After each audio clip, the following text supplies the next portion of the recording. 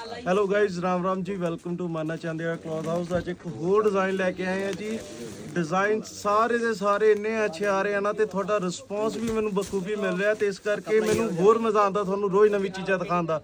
ਅੱਜ ਤੁਹਾਡੇ ਵਾਸਤੇ ਜੈਪਰੀ ਟੱਚ ਲੈ ਕੇ ਆਇਆ, ਪ੍ਰੋਪਰ ਜੈਪਰੀ ਟੱਚ ਲੈ ਕੇ ਆਇਆ ਵੀ ਸਿਲਕ ਸ਼ਿਮਰ ਫਿਆਨਾ ਦੇ ਉੱਤੇ।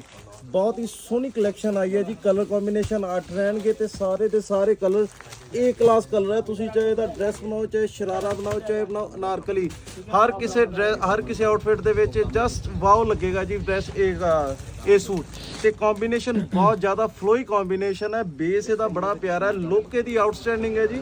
ਤੇ ਕਲਰ ਦੇਖੋ ਜੀ, ਸਟਾਈਲ ਦੇਖੋ ਤੁਸੀਂ ਕਿੱਡਾ ਪਿਆਰਾ। ਇਹਦੀ ਫੀਲ ਚੈੱਕ ਕਰ ਸਕਦੇ ਹੋ, ਲੁੱਕ ਚੈੱਕ ਕਰ ਸਕਦੇ ਹੋ, ਤੇ ਜਦੋਂ ਬਣ ਕੇ ਆਏਗਾ ਤੁਸੀਂ ਸੋਚੋ ਵੀ ਕਿੰਨੀ ਅੱਛੀ ਇਹਦੀ ਲੁੱਕ ਆਏਗੀ। ਇਸ ਕਰਕੇ ਆਪਣਾ ਕਲਰ ਕੰਬੀਨੇਸ਼ਨ ਫਟਾਫਟ ਬੁੱਕ ਕਰ ਲਓ ਜੀ। ਬਹੁਤ ਹੀ ਜ਼ਿਆਦਾ ਸੋਹਣਾ ਕਲਰ ਕੰਬੀਨੇਸ਼ਨ ਆਇਆ ਇਹਦੇ ਤੇ। ਹਾਂਜੀ, ਇਸ ਤਰ੍ਹਾਂ ਦੇ ਸੋਹਣੇ ਸੋਹਣੇ ਡਿਜ਼ਾਈਨ ਦੇਖਣ ਲਈ ਪਲੀਜ਼ ਫੋਲੋ ਕਰਨਾ ਨਾ ਭੁੱਲਿਆ ਜੀ। Thank you so much.